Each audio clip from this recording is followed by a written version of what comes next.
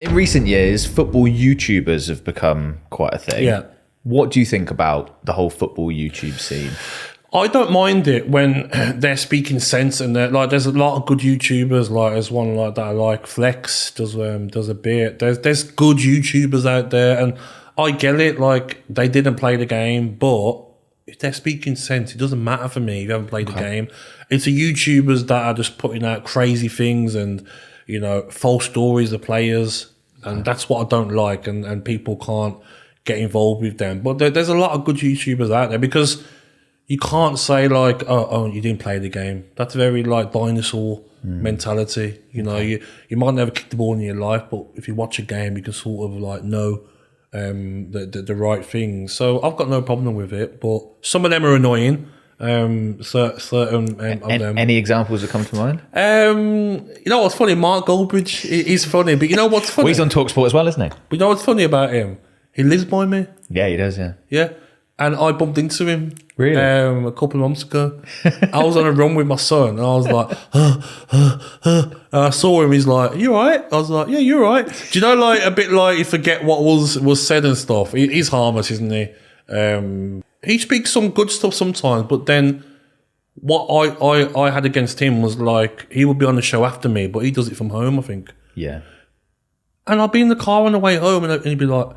And that nonsense talker Gabby has just been on saying this about Man United. Just after and he's hammering me. I'm like, you cheeky little shit. I'm like, how dare you? Too right. Do you know what I mean? But like, especially for someone like you who's played at the top level and someone who hasn't played, that must great. Of course it does. But then I get it because if he wasn't like that, if he doesn't hold any prisoners, then he's gonna have the Man United fans saying, "Yeah, man, you tell him."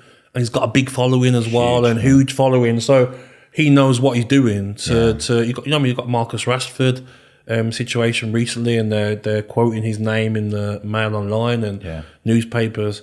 So I get what they're doing, and like there's a lot of money to be made in the YouTube stuff now, and leave them to crack on. Mark's a very interesting case study of that. I mean, he's probably the biggest football YouTuber there is now. 100%, yeah. He's got, I think, on his main United Stand channel, it's almost 2 million subscribers. That's it, yeah. I think that's a huge audience. He's got other channels as well. Yeah. I do find it particularly amusing when Man United are not doing well, they're getting hammered. You quickly flick YouTube on, you go to see Mark's reaction to it. The only problem with that though is that I've seen clips of it is like, is it real?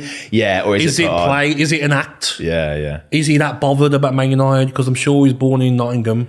Should be a Forest fan. That's the criticism. Do you know what I mean? He actually is a Forest fan. But have you chosen Man United as the biggest club, and are you pretending in your clips? Is it real? Do you know what I mean? That's why some of the watch-alongs, like, it's like, is it real? Is it really that? Like, he's saying crazy stuff like, oh, get out of my club, that's it.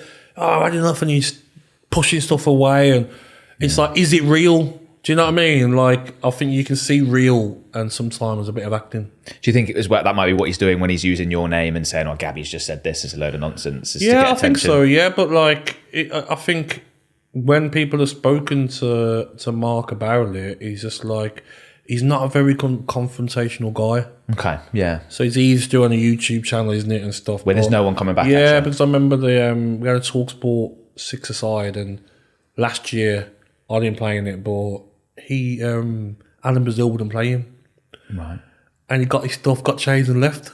Really? Like that was a Premier League footballer. You'd be like, wow, 2-week fire. So he wasn't being played. So he had the huff, went and got his stuff and got changed and left. And I brought it up the other week after the recent one. He's like, mentality. If I'm not playing, I've got to leave.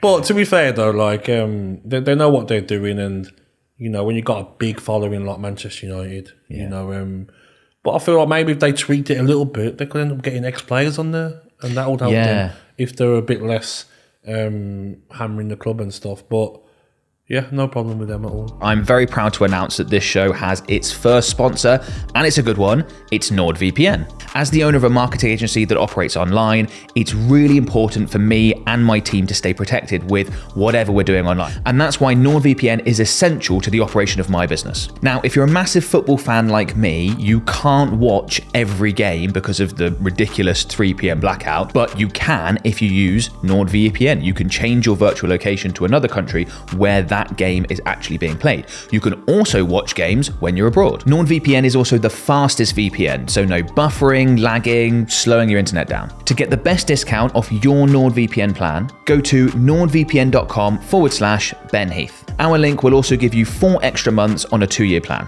There's no risk with Nord's 30-day money-back guarantee. The link is in the description below. Go ahead and check it out. If you enjoyed this and you want to watch my full interview with Gabi Agbonlahor, you can do so right here.